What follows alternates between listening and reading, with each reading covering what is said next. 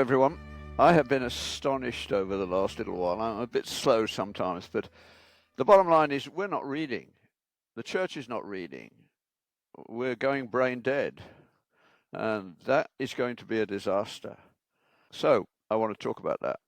I apologize that last week I got distracted at the end, so it wasn't really a proper ending. So the 9 questions that I was just beginning are a way of showing why it's important to read.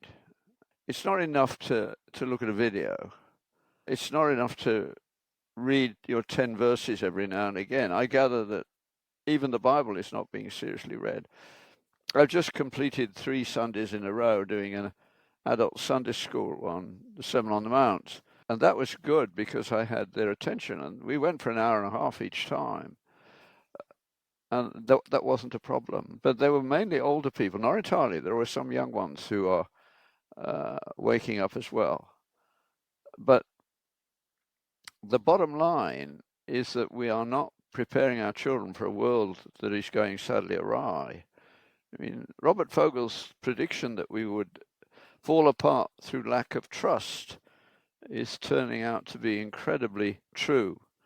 You talk about deep state in everywhere. The political and liberal elite who have no depth to their stories of meaning are wrecking us, and we are too lazy to do anything about it. We've got to start reading, and I don't really know how to do it. Even the men's reading group that we started at the church, they don't like anything that's challenging yet. I guess it's a bit like getting fit. The first bit agonizingly difficult, but later I'm told there's a high. I've never done that amount of exercise since I was a boy on my bike, and I didn't think about it as exercise, and later climbing mountains. But I've never done exercise for the sake of exercise. Even now I don't, because I have the privilege of living on a farm where there's always work to do. But how do we set about recreating the Christian mind? After all, that's why the epistles were written, to get Christian mind ticking. And it worked. Slowly, steadily. It took a long while. God's never in a hurry. But we need to rub some things in to the culture. And if we don't read, we can't do that. Here's a suggestion as a starter. A couple of books that you could put down in your home. They're not written by Christians. Well, one claimed to be, but he wasn't living a very Christian life, but he had a brilliant mind. One is The Birth of the Modern by Paul Johnson, pointing out, when you read it, the thing to notice is that the incredible explosion of inventiveness, scientific advance, empire building that came from that little island off the coast of Europe began before there was any serious increase in income, because we hadn't learned how to do that. That little book, well, it's not a little book, it's quite thick, will give you things to talk to your children about. Did you know that George Stephenson was illiterate when he built his first steam engine, commercial steam engine? That what began in the 18th century was the selling of power for the first time. Do you know how it was that science took off in experimental science in Europe and nowhere else?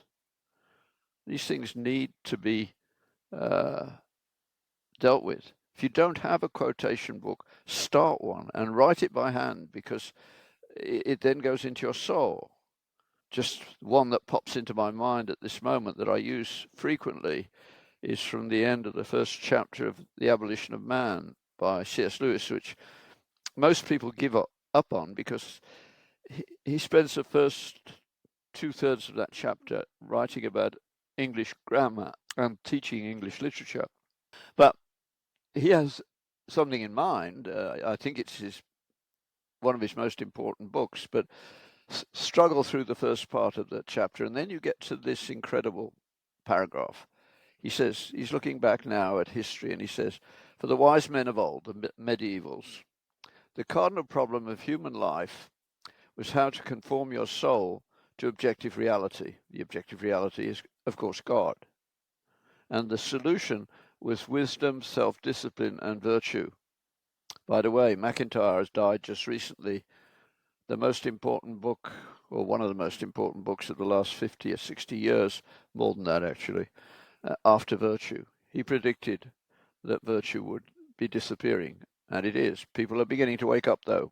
Maybe we can win. Maybe there can be another revival. I hope to God there can be.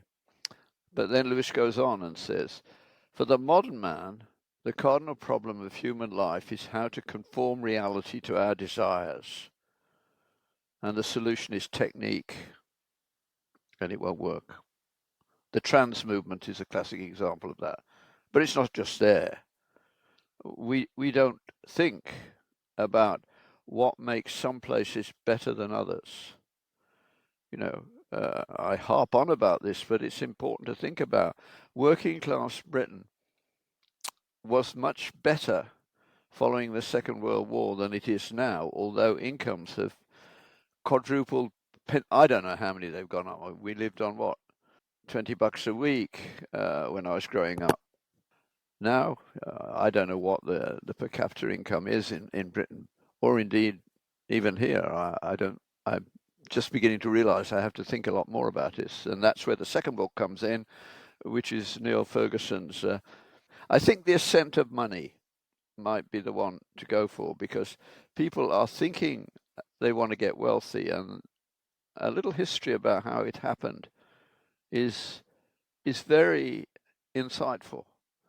The fact that two Christian pastors and a math professor set up what was to become the Scottish Widows Pension Fund, the first pension that worked, and that still exists to this day as a name. It's not as powerful as perhaps it should be.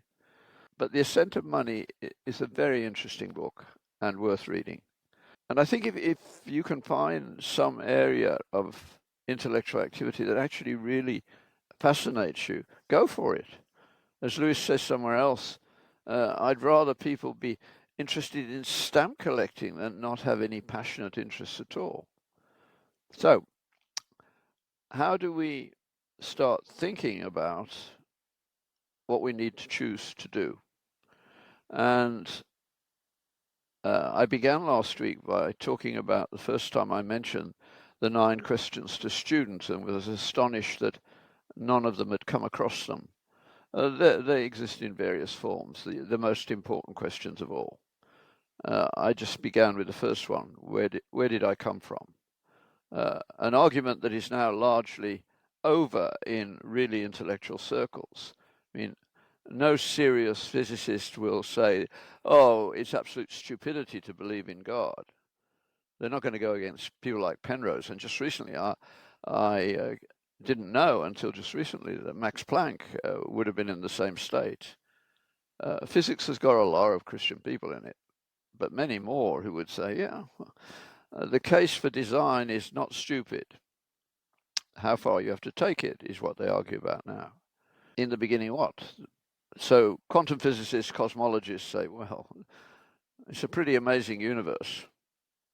Its probability of happening by chance is negligible. And now, of course, in molecular biology, the same thing has happened. The probability of DNA is negligible, happening by chance. And the key thing to say is, don't you realize that in every cell in your body, there's a library? It's better to think of DNA as a library. It doesn't do much, but it has all the information. It's the other bits of the cell that do the work. But the DNA, if you like, is the central reference library. And my goodness, they never lose a book. And they can copy the whole library in a minute or two. It's absolutely astonishing. Happened by chance? Not a hope. So those two very demanding intellectual activities have both come to the conclusion that it's not stupid to believe in God. And in fact, many, many people in those areas say, because of what I've been working on, I do believe in God. Jesus retold stories I realize I have to do that as well to try and cement these things into place. In this particular area, one of the interesting things about DNA is that it can carry two messages in the same sequence of letters. Now, that's very hard to even begin to comprehend. It's rather like saying, and the analogy breaks down because we're not up to it, but you take a poem, say, by Shakespeare, and it's all written in three-letter words, but you can start at letter one and you count gaps as words as well, as letters too. And you can also start at letter two and go off in triplets. So the same sequence out by one, which ought to lead to total chaos, produces two functional proteins in many situations. God overwrites without destroying what's underneath so that both can function. It's mind-boggling.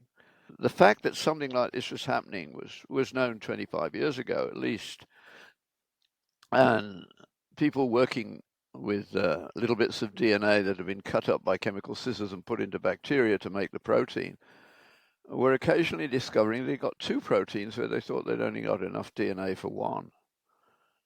And the solution was actually given, and he insists that it was given to a biochemist in Seattle who was sitting in his lab after midnight one night looking at his data, and he'd got this two protein phenomenon. And he knew what the triplet for start was, so he could go from that start 1, 2, 3, 4, 5, 6, 7, 8, 9, etc. For about, you need about 1,000 letters in the right order for a protein, and he'd got one. But what about the second protein? And he insists that it was seen because this is an act of pure imagination or pure inspiration, perhaps, that as well as the codon saying start at number 1 and go 1, 2, 3, 4, 5, 6, there was another codon saying, oh, you can start at number 2 and go 2, 3, 4, 5, 6, 7, 8, 9 for another 1,000. And you get two functional proteins. And I'm told that he sat in his lab, this was after midnight, for a couple of hours, enjoying the fact that only he and God knew this. Kind of moment you'll never forget. I'd love to meet him someday. That's the world we live in. So the point being, serious interaction with anything takes you a lot further than you expect. And when that serious engagement deals with things that have no material existence, then the animals don't reach that at all. This is a purely human activity. This is the image of God at work in one way or another. So that's way back. As soon as people started to think, as soon as they started to write, 7,000 or 8,000 years ago, that this sort of thing began to happen. They looked up at the stars sitting in the desert and they were overwhelmed. They're very good naked eye observers. They made some progress. There were what they call fixed stars, a long way away, and moving stars. And they plotted their tracks and found they followed an arc. Slowly they built up informational knowledge. But of course it raised the question, where did this all come from? Where did I come from? Where do these thoughts that wake me at night come from? What does falling in love mean? Why do I care about my family in the way that I do, etc., etc.? It's a question you need to answer. I mean, you look at the animal kingdom, all sorts of apparently evil ways of parenting nevertheless keep the species going. But we live in a morally consequential world and we know it. Children have been damaged by COVID dramatically, masking children who should be at school getting lots of viral infections, building their immune system and learning a language and grammar and all those sorts of things. 2 years was lost. You can't learn a language if your teacher doesn't show your lips. If you're not only doing it on Zoom anyway, where your attention is constantly sidetracked. It's appalling. So we've got a whole 2-year cohort going through with a 2-year gap in their education. I've seen estimates that they've already lost 10% of their lifetime's earnings that they can't possibly catch up with. And we're seeing it everywhere. Augustine College is struggling at the moment. I don't know whether it will go on because students are anxious, so they don't want to leave home. And there's a 2-year gap in their education. So we can't start where we used to. I think it's time to move to the lower levels to help see what we can do at that level, but more of that perhaps in a moment. So the first key question was, where did I come from? And it's still worth asking and pointing out that instincts don't provide humanity. We don't run on instincts, the rest of nature does. And the moment we start thinking that we're just like the animals, following Darwin too much, then, as Robert Frost put it, won't this instinct matter bear revision? Won't almost any theory bear revision? To err is human, not to animal. An idea that takes away instead of gives. Our humour, conscientiousness and worship went long since to the dogs under the table. Humour, conscientiousness and worship. They don't exist in the animal kingdom. They're human phenomenon. Your dog doesn't love you. Your dog knows you're a source of lots of things he likes, and he will do whatever you want to get those things, especially food. That's the way it is. Yeah, you can pretend that the dog can fulfill your needs for love. So we have all this stupid veterinary stuff now. Dialyzing dogs is it's cruelty in my view, but there you go. So that's number one question. Where did I come from? Why are humans like they are? They can love dramatically and they can fight wars of the most horrendous variety. And it has always been like that. Colonization. Only a very ignorant student could, with a straight face, accuse Western Europe of being the only colonizers. They just happened to be the least dangerous of the colonizers, and they tended to leave a literate country behind when they left. Not only literate, but with a legal system, some roads and hospitals that work and don't work now in most places. Because there are cultural underpinnings that Christianity provides. No other culture developed experimental science. You've got to face these things, because if you don't, you go on pretending it can be other than it is. These are unique events in the history of the world. No other culture accepted reductive science, and we'll get to that probably in a week or two's time. But what's the second one? Where did I come from? Why am I here? When Jordan Peterson hit the internet world, I was astonished that that book that he wrote, Rules for Life or whatever it was called, I looked at it and thought, no educated Christian needs any of this. They know it all. But it made him a millionaire. And I met him at one point and he said, well, it's deeply moving. Wherever I go, young men in particular will come up and say, you're Jordan Peterson, aren't you? And I'll say, yes. And then they'll say, I just want to shake your hand and say thank you. He said, if you don't feel like tearing up when that happens, there's something happened to your soul. Fathers and sons getting back together, that's wonderful. But the rules for life, 10 rules or whatever they're called, they're very straightforward. And of course, the way that Christianity and Judaism taught it was not as rules. They were rules, but they taught via the narrative that illustrated that. The key reason the Jews are so much better at almost everything than any other subculture is because of Deuteronomy 6. These things, the 10 Commandments and all that flows from them, there's 613 rules or whatever they are, all these things must be upon your heart. and you must teach them diligently to your children. How? By telling them the history of how we screwed up and how we succeeded. So only a culture than Christianity followed in their footsteps some centuries later. They weren't very good at teaching the world how important that was, probably because not all of them recognize it now, sadly. But when they do recognize those things, the world starts to be different. The first thing that a child who grows up with proper instruction by father, reading all the stories of Jewish history before the age of 7, is they realize the world is morally consequential.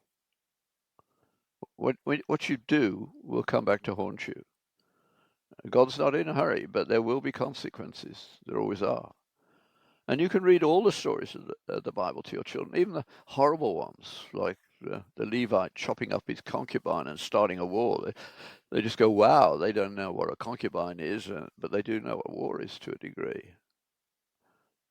And they begin to realize, without thinking about it, it's put into their mind by narrative, which is the way children learn. I mean, the first 7 years or so, their memory banks just fill those memories with things that have real value, not stupid TikTok nonsense or any of the other things. Get rid of screens for sure. Books are different.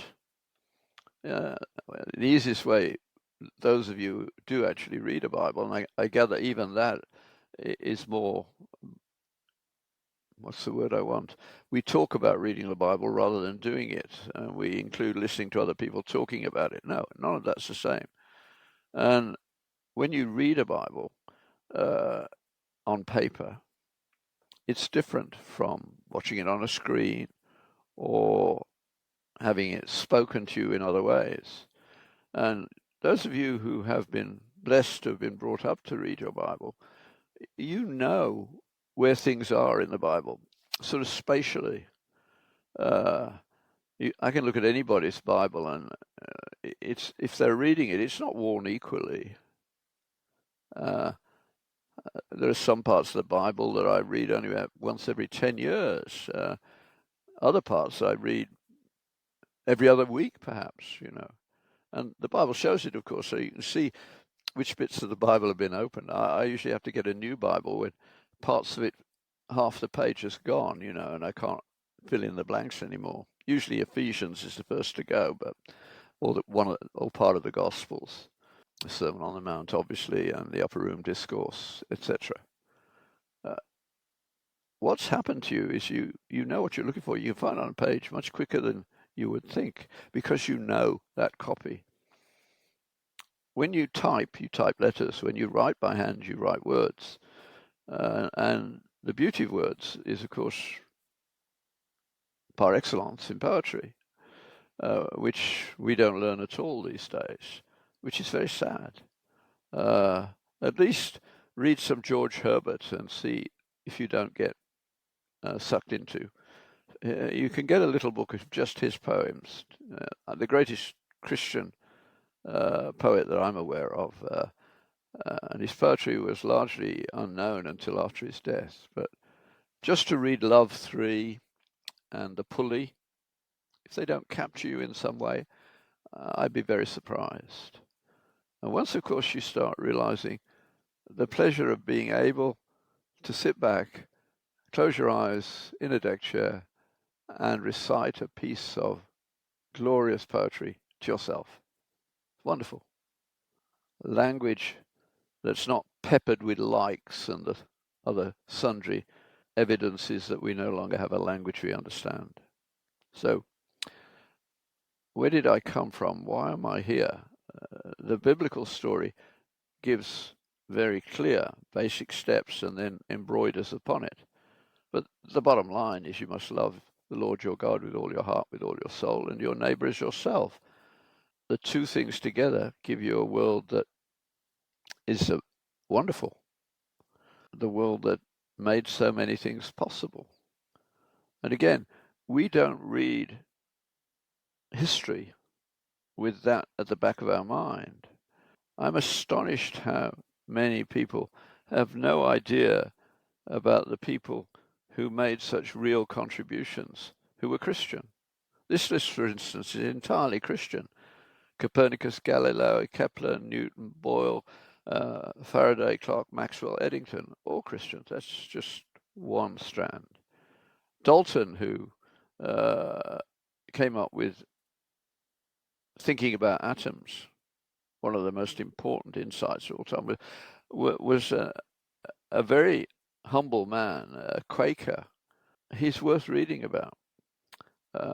And you could go on with the list. I mean, obviously, Western education didn't have any modern science until the beginning in the 14th century in terms of experiment. But the thought that underlies it, the logic that came from Aristotle, was essential, and it was built into what education was going on in the monasteries. The printing press, of course, transformed everything. And the first book that was published by far and continues to be published more than any other is, of course, the Bible. And that meant that ordinary people could begin to talk about a text that they already loved orally. I don't think I'll ever forget an old man in Africa who, where he lived, the gospel hadn't come till, I suppose he would have been in his 30s or 40s when the gospel got there. One of the most remote places in the world, no roads. But he was saved. He had a conversion experience. He met with Christ. And he loved what he heard from the Bible. And he desperately wanted to learn to read, but he couldn't make much progress until he said one day, just read the Bible with me so that I can follow it. And that opened the door for him. Because he already knew large passages, he just wanted to begin to see. He did it by pattern recognition rather than anything else. But to see people who love their Bibles in that way, it's wonderful. You know, I will never forget the privilege of being bullied by, I think, the Holy Spirit and others into realizing I wasn't in Africa primarily to do nutrition education because it doesn't work in a pagan environment. It needs much more. It is beginning to take root now, but it takes a long while, generations. But what they wanted was biblical exposition. They loved the gospel story. Their churches, Sunday morning in Central Africa, lasts 3 hours. Lots of singing, dancing, but not very much teaching at all. Once they discovered I could do that, that's all they wanted. They said, don't waste your time seeing patients. What a thought. Medicine Sans Frontières can do that.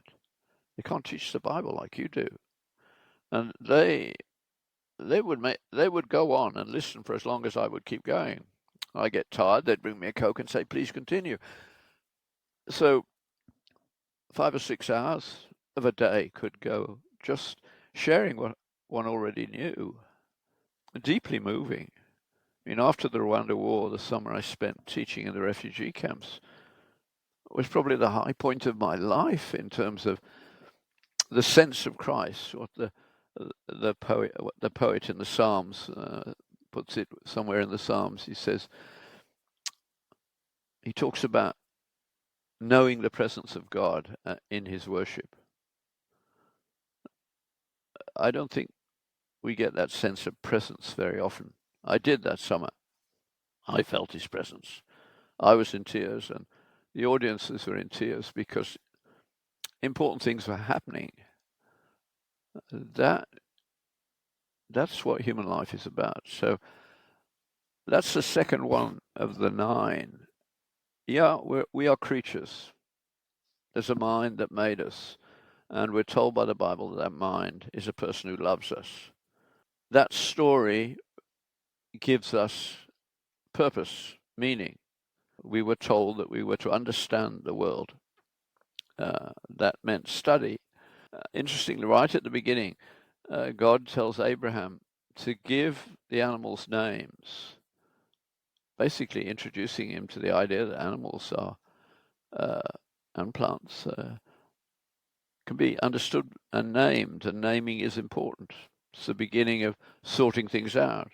It's very hard to study something until it's got some structure around it, some intellectual structure around it. You don't even know what you're looking for at some points, and then it falls into place slowly, if that is what is going to happen at that point. So the idea that we were to be stewards of nature had been around for a long while. I mean, it goes back to Genesis.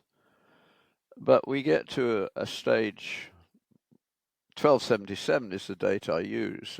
I got that date from David Lindbergh, and I think he's right. He's now gone. He wrote the standard text on the beginnings of Western science, which is about this thick. But what happened in 1277 is a good turning point, because the works of the Greeks had come back into Europe via a long period of hundreds of years, cared for by the Muslims, but not developed very much. Spain became the place where, to some degree at least, Jews, Christians, and Muslims could talk together, and what they had in common was respect for the great teacher Aristotle and what he taught about learning and logic.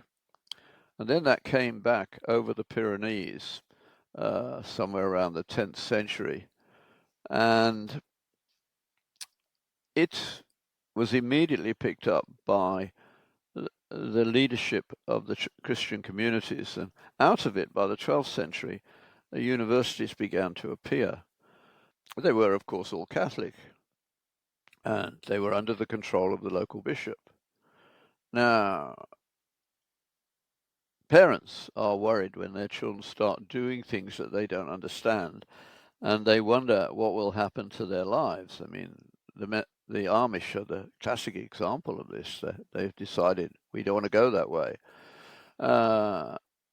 Children can choose to, but many of them come back. They realize that the community in which they grew up is worth preserving. But the Bishop of Paris was worried that this new teaching, philosophy, logic, might damage the faith of the humble poor. So he banned it for a little while, or tried to. It didn't really work. Oxford, of course, didn't take any notice because bishops only had local authority. But the people in the University of Paris couldn't use Aristotle's deductive logic, couldn't teach it. But what they could do, because it wasn't banned, was teach inductive logic. And the importance of this distinction is very apparent today, where the liberal elite want to say that science is the hypothetical deductive system of learning, because they want it to be all about me, so to speak. Crazy. It's not all about me. It is an inductive process. Now, the difference in deduction and induction, very simple. Deduction starts from the big, God, and tries to argue all the way down to why balls roll down planks and go faster up to a certain point, etc., etc. Physics. But inductive reasoning starts at the other end. You have an observation and you wonder about it, and you start looking at the details. And I think the reason that happened, this is pure artistic license on my part, is that these scholars in the 13th century said, well, look, we were taught, they were all Christian by default, we were taught that we were stewards of nature, but we haven't made much progress in all these centuries, because they were trying to come from God all the way down. Maybe if we can go the other way around, we will make progress. Now, a pagan who believes everything is controlled by evil spirits, which is one way of understanding the world, but it's not compatible with experiments.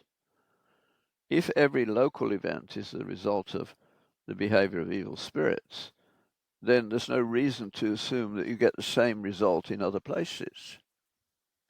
No reason at all.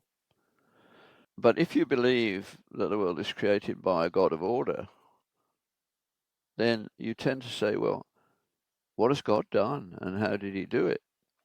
And experiments Simple things like drawing the first graph took another 100 years. But what came out of that was something I'll talk about sometime in the future, the questions that your children need to be able to answer before they go to university. I ought to do it before September, shouldn't I? We'll see.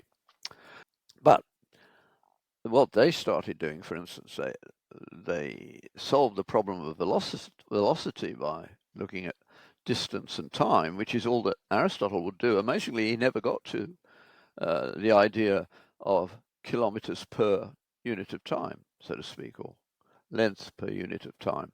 It just didn't occur to him, the brightest mind forever. I mean, once you ask it, fine. They drew the first graph in Merton College, Oxford, and didn't really know what they were doing. But the world was changing. And without that belief in order and a God of order who is reliable, not arbitrary, you can't do experimental science. You have no basis for it. Muslims don't have a basis for it, really, because Allah is not bound by anything except his own desires. That doesn't lead you to think that the world will be anything other than arbitrary. And so it goes on. So that began the whole of modern science. It began there. And the guy who, in my view, made the major move was William of Ockham. But again, that will come when we talk about reductionism as a whole. But what was done was to reduce reality to things we could understand and then try and build back the other way. And it was incredibly powerful. In no time flat, science grew dramatically. We're talking about a very slow beginning in the 14th century. Another nearly 2 centuries before Bacon summarized the next step, which was collect facts. And he meant physical facts that could be measured. And we became obsessed with measurement. Whereas, of course, we shouldn't be. Because as human beings, what matters most? Love, truth, justice, honor, they can't be measured. So we had a reduced world. More, as I said, when I get round to that from a different perspective. But the world changed. Only in the West did that happen. Nowhere else. And we need to say that. I'm glad that the Romans invaded Britain and colonized us much earlier in our history, because it took us 400 years to get back to where the Romans had got to after they left. Some cultures grow because they've achieved something that others haven't, usually in terms of organization. But I mean, the Romans built houses in Britain with underfloor heating. Can you imagine that? We didn't get round to that again until, well, the 20th century. It doesn't help when you don't tell the truth about what's happening. And much of the world needs to get over that hump. I understand the anger that it was that way, but it wasn't done on purpose, except by God. And for whatever reason, one day we'll learn. If you can come up with good ways, good stories, good narratives to show how this can happen, I'd be pleased to hear them. I have one example. Someone I met at a medical student conference in South Africa many years ago, and he was very keen to help the students grow. He was first-year resident. And after a session, he came up to me and was talking, and then he quoted a whole page of Shakespeare. And I realized this guy was way ahead of the curve. So I introduced him to First Things, which he and his father, who was a pastor way up on the Zimbabwean border, enjoyed. He's now having a stellar academic role in South Africa, but the pressures on him will be huge. So I'm not even going to mention his name, but you can pray for him that he may survive academic success with his faith intact. It's common to get lost on the way. I didn't lose, but I certainly ceased to practice my faith for a long while. That can happen. So, where did I come from? Why am I here? where am I going? Judgment is important. We've been going through the Sermon on the Mount, and judgment comes there. I mean, at the end of the Sermon on the Mount, Jesus says, look, test your teachers. Don't believe them straight away. Test them by looking at their works. If only we had done that. I mean, divorce happens. That's very sad, but the Bible is very clear. If you want to be a pastor, you can't do that. It must be a husband of one wife, and it must be a faithful relationship. You can be forgiven for your sins, but the leadership of the church must be kept pure, and we didn't do that. We're paying for it left, right, and center.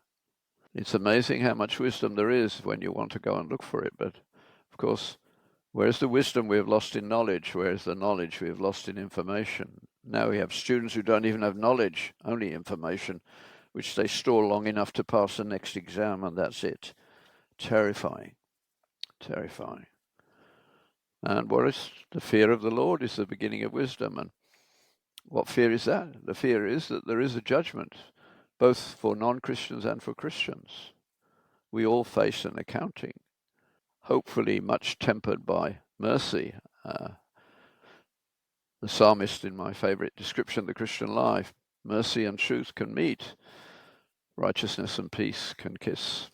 Psalm 85. These things are important, this structure to our lives. My computer is misbehaving. I hope it's not doing it to you.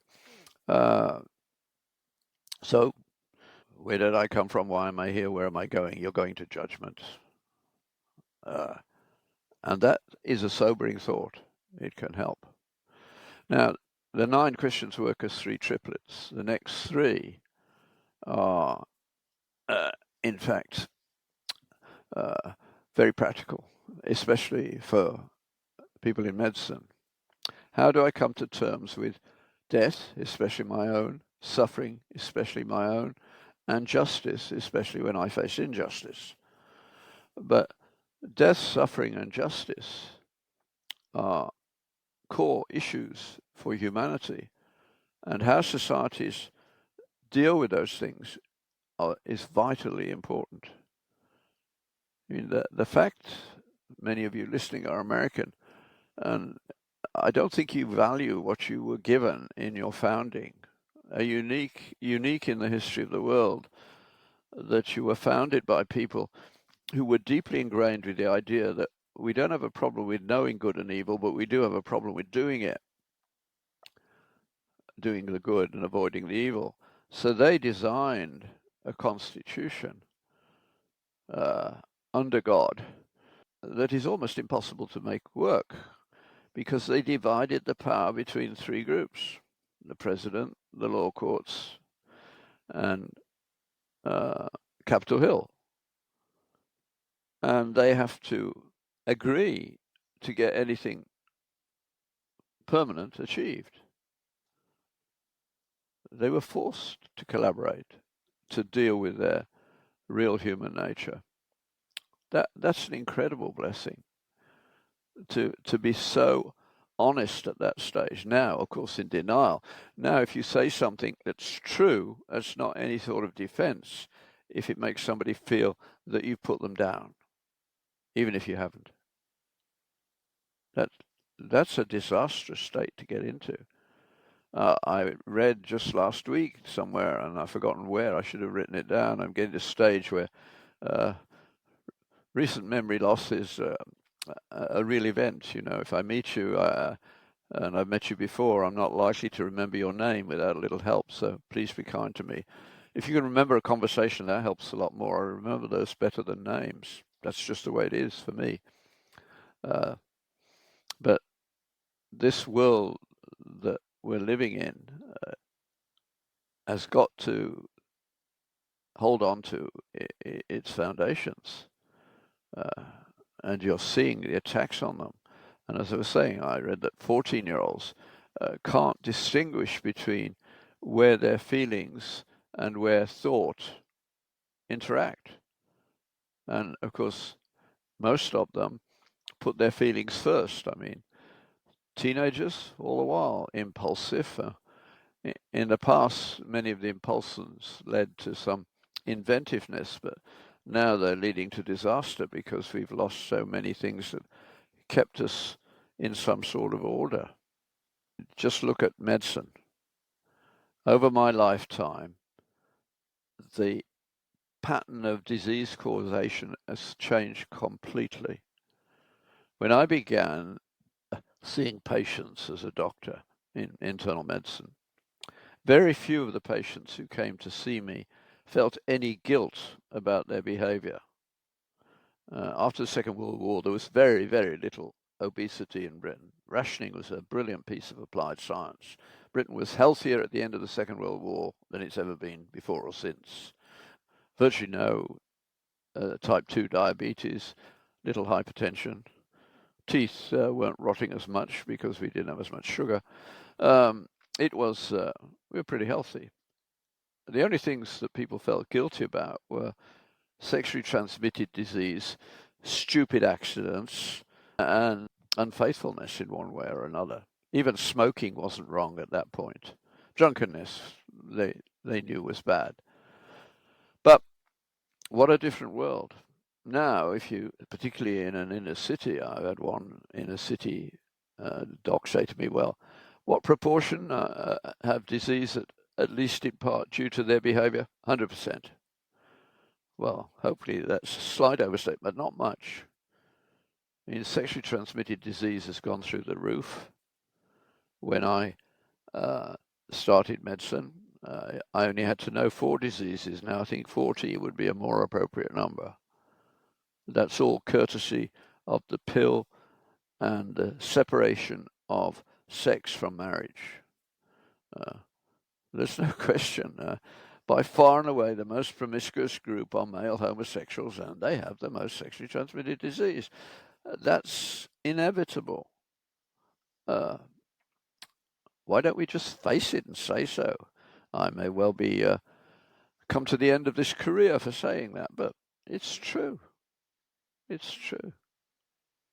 A lovely paper by 2 Irishmen some many years ago called Condoms and Seat Belts, pointing out that seat belts haven't reduced death on the road. They've merely transferred the death from drivers to pedestrians and cyclists. Because when you go clunk, click and put on your strap, you think you're driving a racing car and you drive faster. And speed kills, especially if you happen to be a cyclist who gets caught up in it or a pedestrian. Condoms the same thing because they fail. They have a very finite failure rate even under perfect conditions. When you're using them and you're half drunk and tipsy, the failure rate is going to be much higher. So sexually transmitted disease is not abolished by condoms. It's probably increased in some ways because you trust the technology too much. That's the world we live in.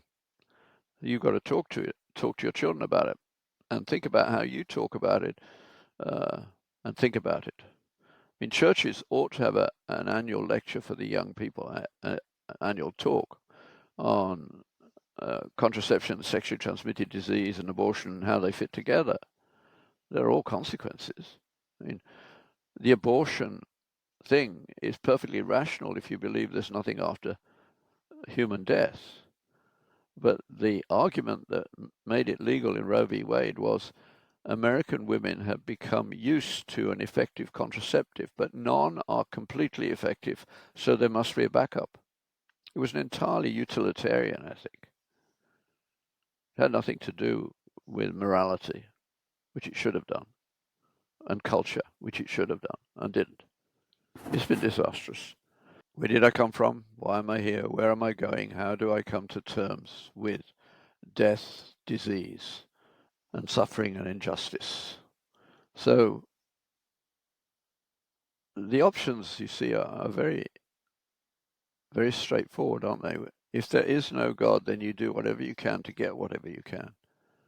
If this life is only a training ground for a better one, then it's a different phenomenon. Now, it's not easy. I mean, especially for teenagers. A life that is controlled by fairly strict morality looks to be unexciting, and we ought to be doing a lot more about changing that. We could do a lot more about that. I mean, the best thing I ever did with my children was take them to Africa every year for approaching 10 years, and they resuscitated malnourished children for me in the middle of Africa and went walking in the African rainforest and the Itumbi Mountains. And all four of them say that was so important in our lives.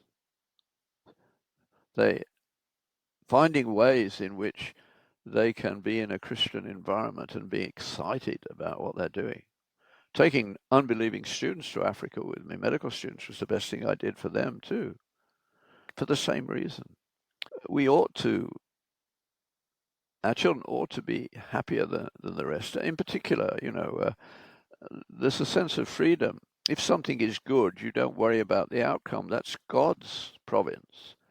People would say to me, you're going to a part of the world with no law. That was true.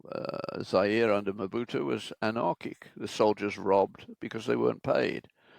That's stupid. And my children said later, we always wondered whether you'd come back, the ones that didn't go on a particular trip. And I said, I'm not going to die 1 minute earlier in Canada than I am in Africa. I will die when the good Lord says so. And I have no say in that.